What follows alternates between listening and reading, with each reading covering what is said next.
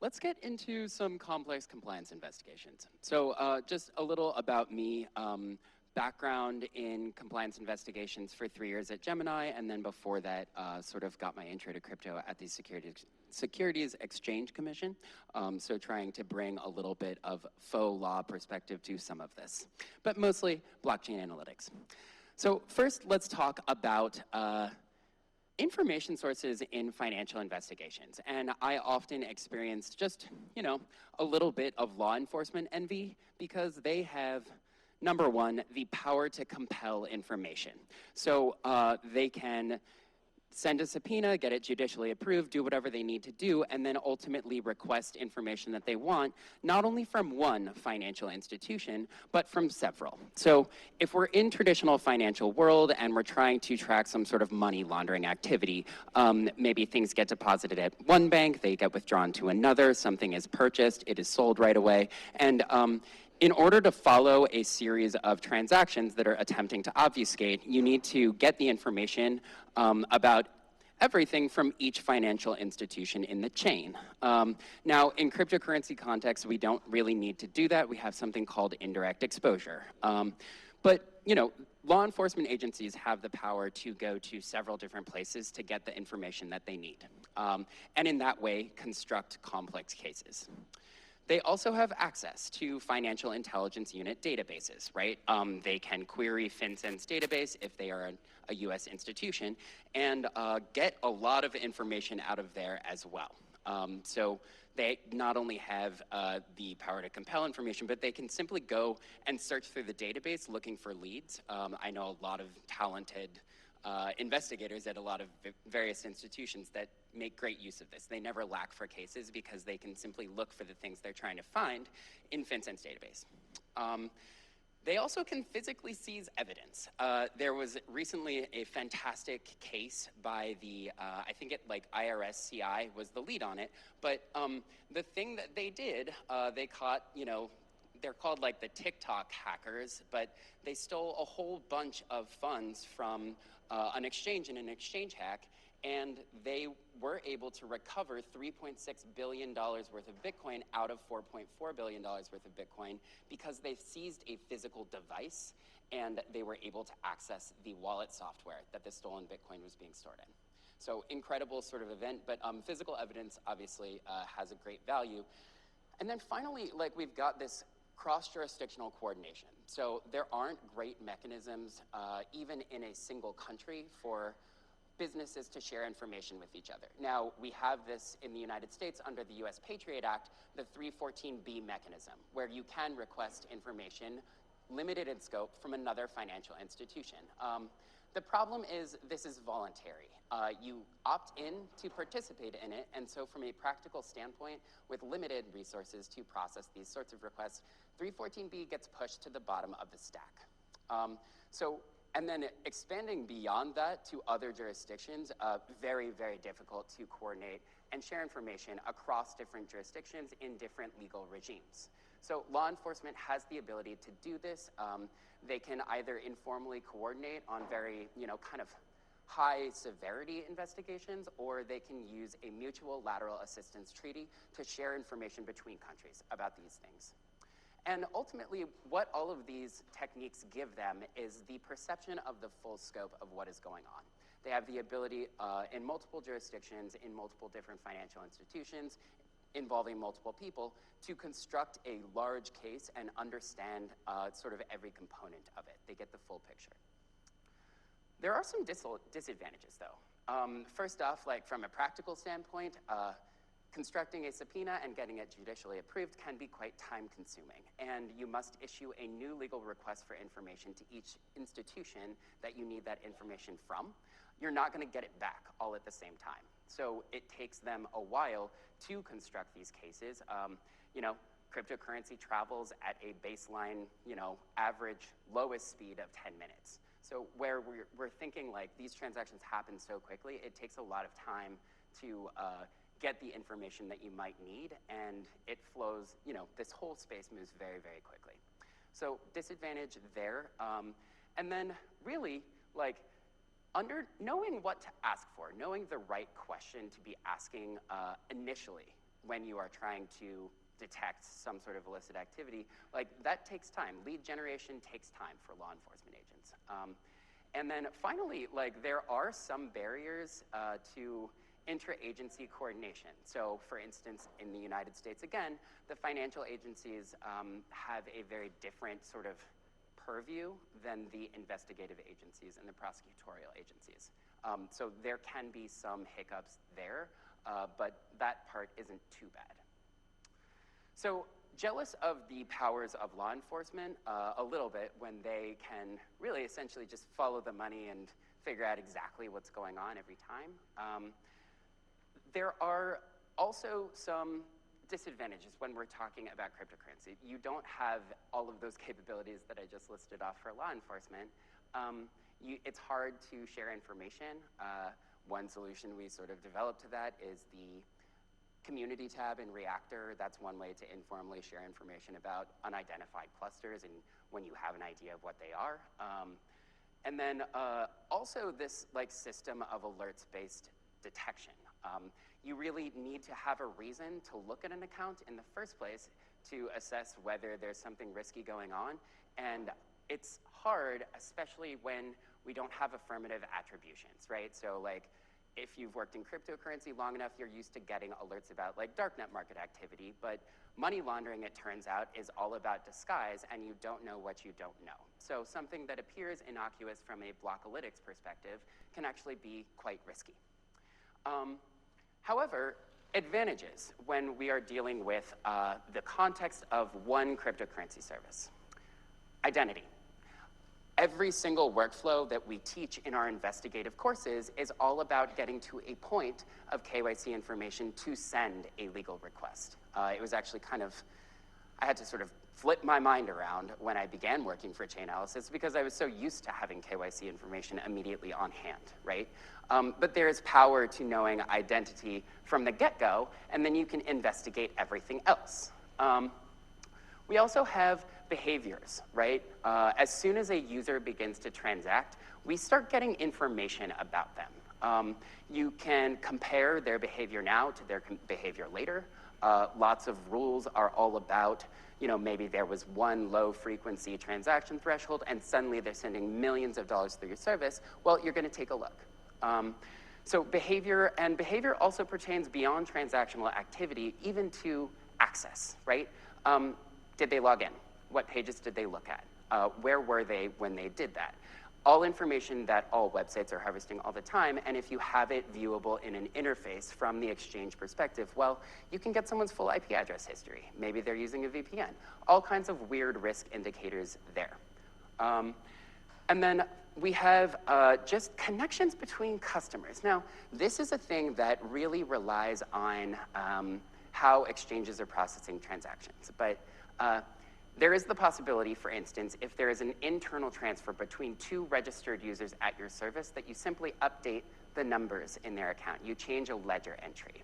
But if you process all of your cryptocurrency transactions on-chain, meaning that when someone is requesting a withdrawal, you put that in a Bitcoin transaction that you are, or cryptocurrency transaction, you construct it, you send it to the mempool, and then it ends up on-chain.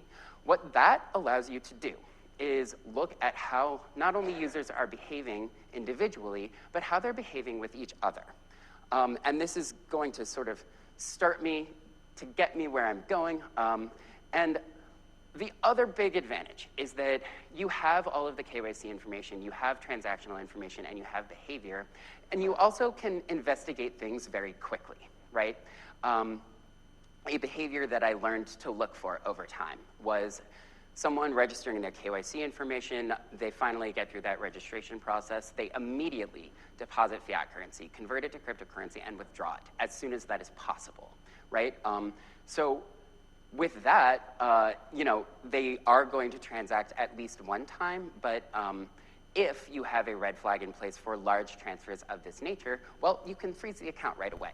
You don't need to wait. It is totally within terms and conditions for you to do that at any time, should there be some sort of risky indicator that you need to investigate. So here's the potential information that we're working with at onboarding. We've got address, phone number, email address, government-issued ID, possible attaching of a bank account if the service is offering some sort of conversion between fiat and cryptocurrency. And then finally, device ID. And also, there would be at least one IP address included there as well. As soon as they are on your web page, that is when you begin, right? So we know all of this right away, and that alone is more than law enforcement is sometimes working with. We might also have a credit card that they register for transactions. But the more powerful bit of information is once users begin to transact. So once they begin transacting, we have their behaviors using fiat and cryptocurrency. Again, if you are offering some sort of conversion and you are a hinge point into the traditional financial system, well, that becomes quite powerful. If we are looking, always interesting to investigate users that habitually deposit cryptocurrency and convert it and withdraw it as fiat currency, as well as vice versa, only depositing fiat currency and withdrawing cryptocurrency. So that's transaction history. IP address history, also incredibly interesting. When someone appears to be in one place, let's say somewhere, it will say Wyoming. And it's Wyoming, Wyoming, Wyoming, and suddenly it is Lagos. I am now thinking about that user and that account a little bit differently, especially during the pandemic when it was not possible to travel certain places. It became actually a very useful indicator when it's physically impossible, like illegal to travel somewhere, and also impossible to get from one place to another that rapidly. Suddenly I think this is a fake account, and that they've been using a VPN the whole time, and that they just slipped up. Another thing is communications. And when users write in, and the ability to ask users for information, also really, really useful. And again, something that you're doing on the regular that law enforcement is going to need to ask for with specificity. And then open source research, last one, where you're needing to do EDD. People put a lot of things on their LinkedIn. You really can do some sorts of wealth research that way. People put a lot of things on Facebook and social media. Where are they physically, and where are they saying that they are? You can sometimes answer those questions simply with a Google search. Also, a bummer when you have a unique last name. They will know everything about me. And then finally, blockchain analytics. And this is where our world begins to expand. So instead of just having all of the identity and behavioral information about a limited universe, when we have blockchain analytics, that gets into the realm of distributed ledger. And when we know how certain users are transacting, we can then begin to figure out how they relate to the rest of the cryptocurrency ecosystem and what exactly is going on. So let's talk about scams. When we think of scams, we sometimes think large-scale Ponzi schemes, BitConnect in everyone's mind, and Plus Token, biggest scam ever, right? It's a huge pyramid scheme. It moved the price of Bitcoin probably when they liquidated the proceeds of this scam, and obviously they needed to be well publicized in order to be effective. Like, you can't do a private pyramid scheme. People have to know about it, and it is loud and promoted. But something that gets a little bit overlooked is the smaller scam. Cryptocurrency scams do not need to be sophisticated to be effective. They also don't need to be long-lived to be effective, because you have the reach of the entire internet. So you can create a small shell website that doesn't show any founders. It doesn't show really what you're doing at all. And it's a one-pager. You can simply recreate that kind of thing very easily. So even if the law enforcement agency in your jurisdiction clues into this and begins to investigate you, well, you just take the web page down and then you name it something else. So cryptocurrency scams can be very ephemeral. An example that obviously is in there in Reactor is the Twitter hack, right? All they needed to do was say, in the next 30 minutes, if you send me $1,000 worth of cryptocurrency, I'll send you back 2,000. I'm feeling so generous. It looks like it's coming from Joe Biden, Barack Obama, and Elon Musk. People fell for it, right? And at Gemini, anyways, we looked at those addresses, we blocked them immediately, no users could withdraw directly to them, and in that way, nimble and protected users. But you know, the last time I checked those clusters, I think they netted somewhere upwards of $100,000. It doesn't have to be sophisticated, it just has to be loud. So we have this element then with especially new users and unsophisticated scams where it's done with human engineering. They set up these fake web pages, they set up a cryptocurrency wallet, and then they're cold calling people, convincing them to open cryptocurrency service accounts, and then suddenly, you know, they cannot get their funds back, they are confused, and it's overlooked because it's, again, small ball. So what can we do? Well, the exchange has these communications, and when we are working with a small-scale unidentified scam, the first thing that, you know, if someone writes in and says, 40% return platform, they made promises to me, what is this? Are they in partnership with you? You know, tell them, stop, first of all, don't do that. But secondly, I'm gonna search through my communications and look for any other user mentions of this same thing. If one person is asking the question and it finds its way to my desk, well, chances are other users have asked as well. I'm then going to separate those users, the ones that inquired before they transacted, in which case, you know, have someone respond, again, tell them, you know, no, it's not legitimate. But the ones I'm really gonna focus in on are the ones that have withdrawn cryptocurrency. Because that first withdrawal is likely going to be an address controlled by the scammer. So once I've found these users, I will send an inquiry to them to get more information. They're going to have it, and they'll be helpful, right? If they're true victims, then I will get more information about the sequence of events that led us here. And the second thing I can do is put them in Reactor. So if you withdrew cryptocurrency and you were scammed, that first hop, that first withdrawal, address is controlled by the scammer. Once I've found all the users, I can put them in the same graph. And what this does is serve as multiple points of confirmation.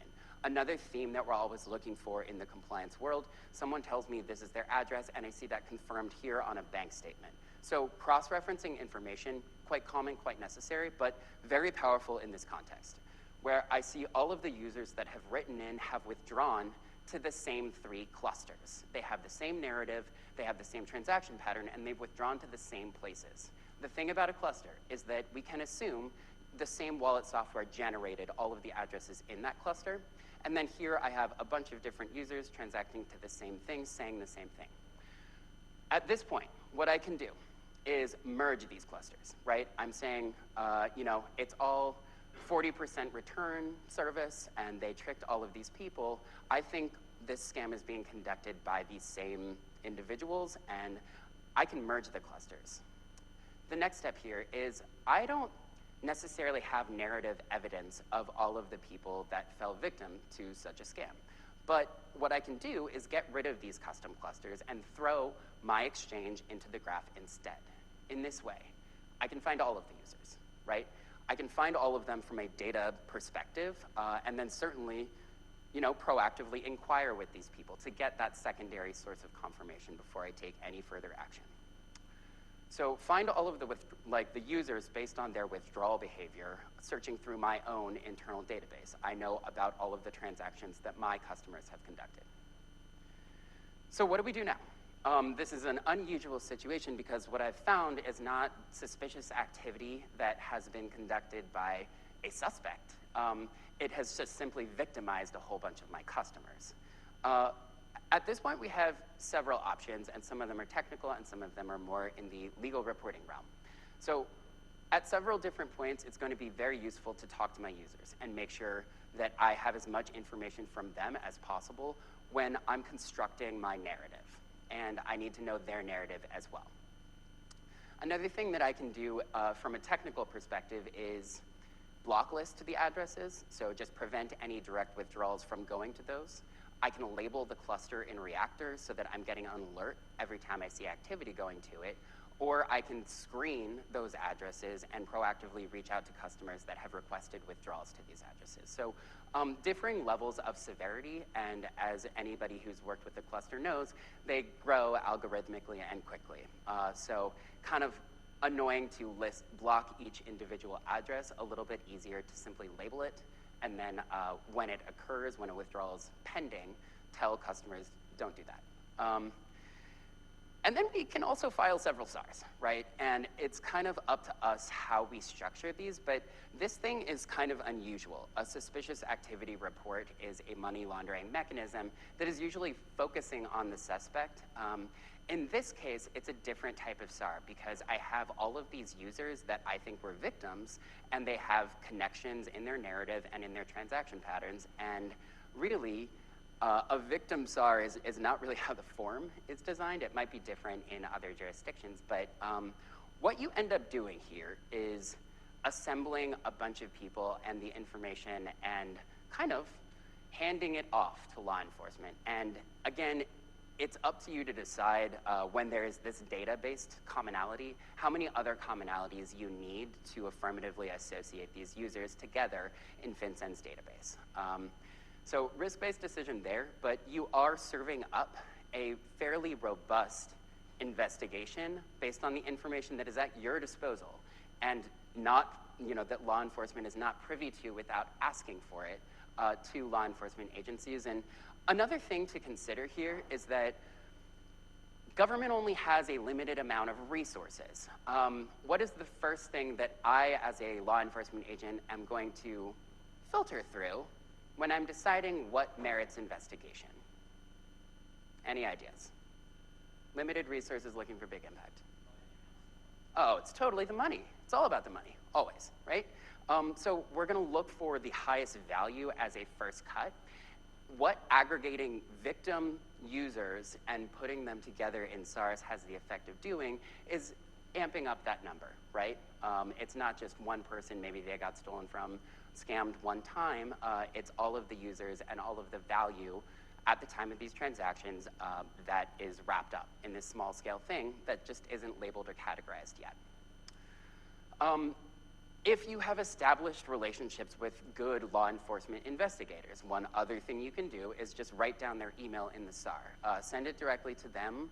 They will be alerted, and you, at that point, have like the legal ambit to also just affirmatively reach out to them and communicate. You've already shared and reported, this activity the correct way, and you can also just contact them directly at this point. It's already in FinCEN's database. You can send them the reference number, and they can figure out the rest. And then finally, just like with this community tab,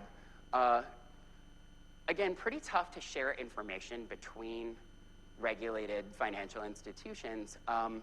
But this area is all about the unknown, right? So all you're saying in that community tab is, well, I think this is what this cluster is. I'm not sure who controls it, but this is kind of the activity that I perceive going on. That then becomes available to every other user that has opted in to this community tab that uses the Reactor interface. So this is a way of not abrogating any sort of obligation, but still sharing some limited amount of information so that other exchanges can take the same measures that you are taking and do so quickly. Lastly, we can take a look at our merge cluster. Now, we've only looked at one hop so far because our concern is protecting our business, protecting our users, and fulfilling our legal obligations. But there's a little bit more work that can be done here. And once we actually inspect this merge cluster that we've created, well, fancy that. What do we see? A whole bunch of direct receiving exposure from an identified scam. We can then maybe, and as I mentioned before, these things are ephemeral. They will go by many different names. Often, these kinds of scams will be Forex scams that are claiming to generate 40% returns in like 2 months or something for initial investors. All kinds of narratives attached to them, but just not that much of it. And they can recreate the same activity over and over again very quickly.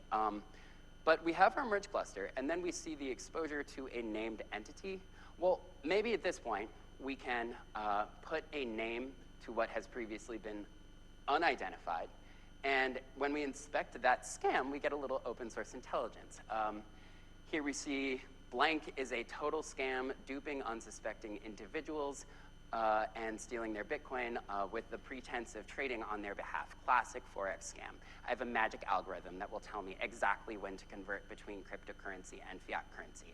Or I have a magic algorithm that will tell me when to convert between crypto, one type and another.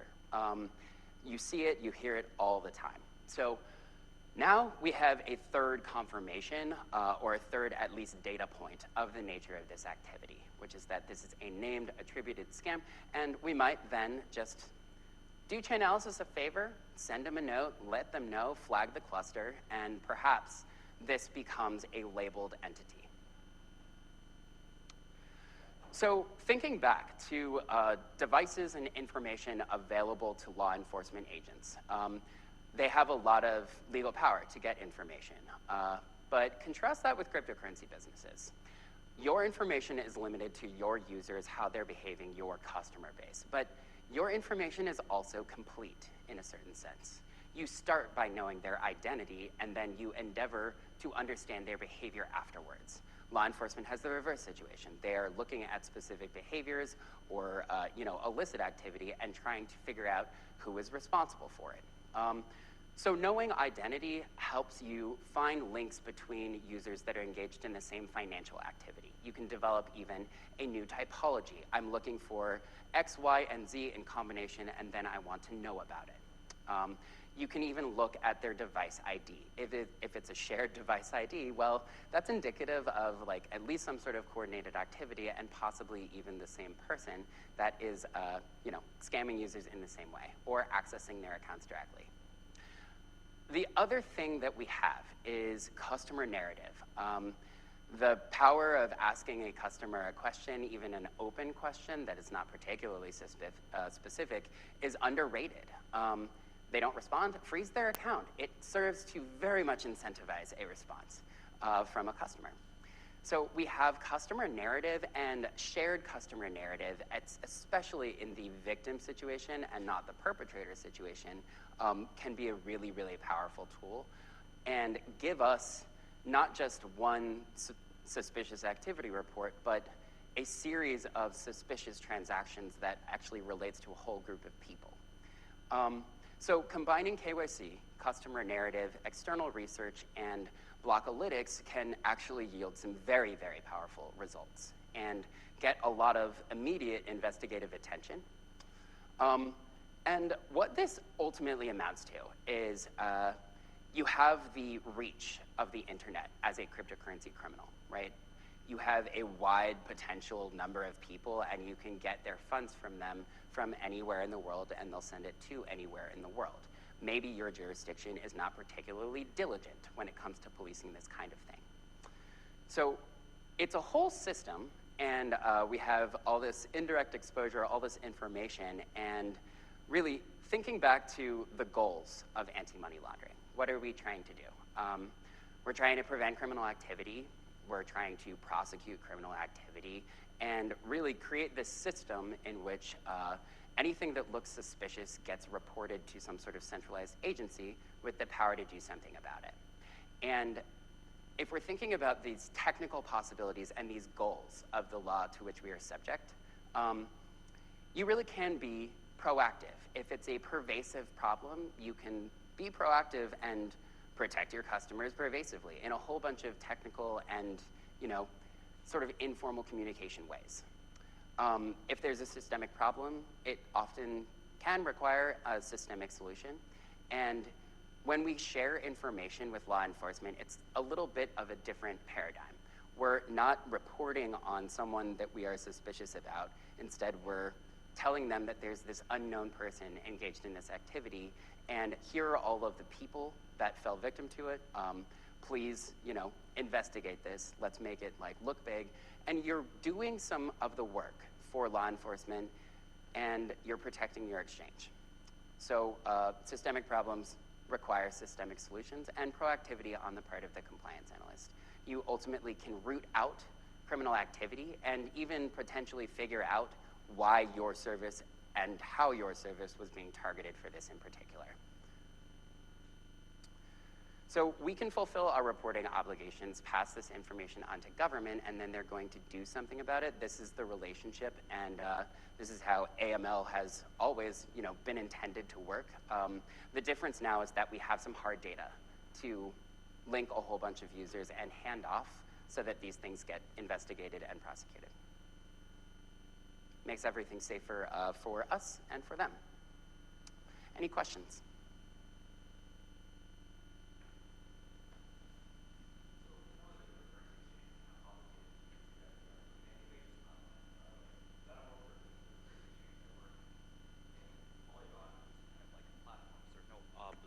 Thank you. There's no obligation for me to file an STR, but can I just file one because I see a scam happening, or how does that work? Yeah, so it's under the Bank Secrecy Act, and it really only applies in the United States to money service businesses. I don't think individuals can just file a suspicious activity report, only because there's a specific business identification number that you're putting down on that. So if you don't have some sort of incorporated presence, I don't think you receive one of those.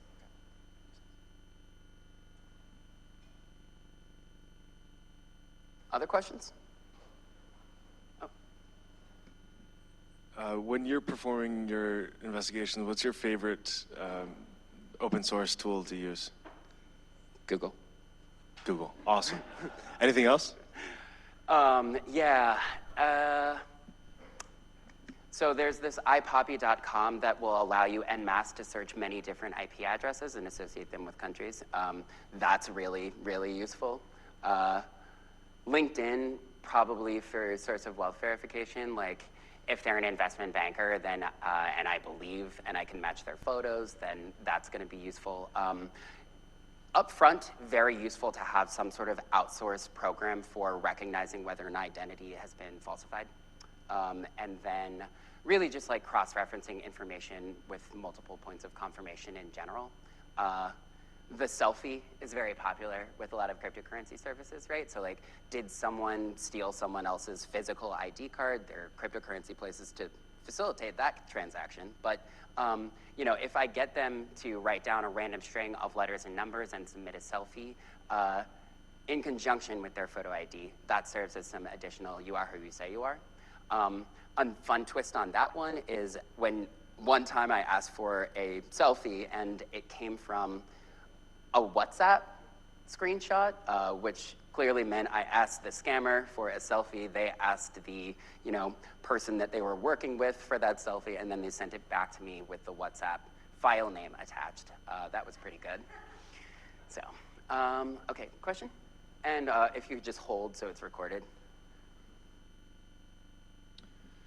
So how often do you review your alert settings to sort of determine, sorry, let me rephrase that.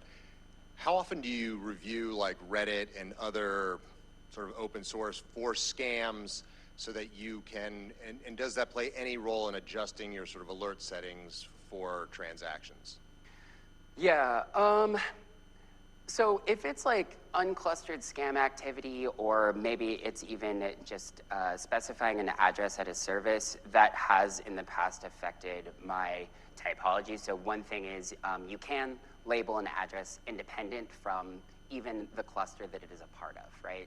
So when I would find that, I would relabel addresses. Not a lot of time to proactively review Reddit, YouTube, or Facebook, which are the three really common places for scams to be memorialized, specifically cryptocurrency addresses to be specified. But where I was suspicious for some other reason, I certainly would look in those places. And there was one occasion where I was able to link funds flowing into an account to like a YouTube Forex scam and using the cryptocurrency address and tracing through multiple services back to mine. Question? When transacting or when investigating non-custodial, non-KYC wallets, what's a good tool to understand which was the service provider that originated those private keys? Okay, so there are a couple Reactor heuristics that we can look at. relationship to other large services, if it's some sort of subcomponent of a complex wallet system, it's going to have probably a direct relationship to another named service. Another is looking at the number of withdrawals versus the number of deposits. So if it's like an illicit cluster, we're going to see way more deposits, and then specific moments of consolidation. Turns out criminals are not trying to sacrifice that hard-earned cash. So they're going to do that in as few transactions as possible to minimize the fee that they're paying. Those are the two that like jump to the top of my brain. Relationship to other services, and then transactional behaviors are the things to like really look for.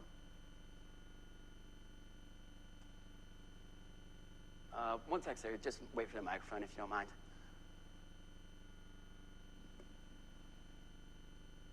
For the example you just showed, you're going to follow a SAR. What attachment would you put an attachment to the SAR, and what would be in that attachment? It's very annoying that SARs will only allow one attachment, right? So like you have to make a decision about what to include. Task in this situation is always to zero in on the locus of suspicion. So in this case, this is a blockchain investigation. The thing that I'm including are these specific transaction hashes as my attachment. In a different situation where I was suspicious about the user in a generalized sense, then I'm probably attaching their full fiat and cryptocurrency transaction history. And in another situation, if I believe that this customer is not who they say they are based on their IP address login history, that's what I'm attaching. The whole goal is to get attention for this activity, and then they'll come back to you with a subpoena, and then you can transmit all of the information. One spreadsheet have different tabs with that information? You sure can. It doesn't flatten well. At least the last time I attempted it. You have to have everything in one tab instead of separating it. So, I mean, you could collate it, but make them ask for it. Don't do that much work, right?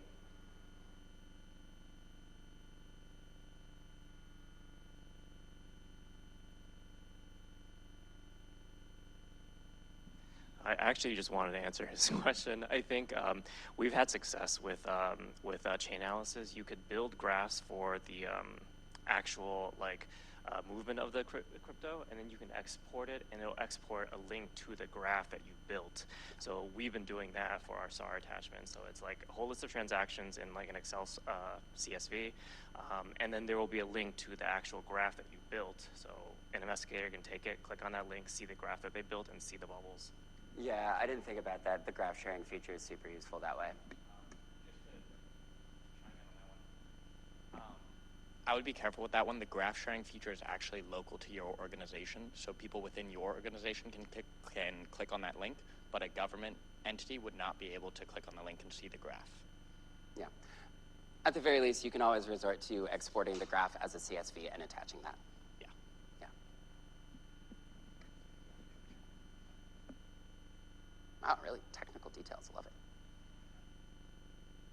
Any further questions? Okay, well, in that case, take 6 minutes back. Thank you very much for attending this.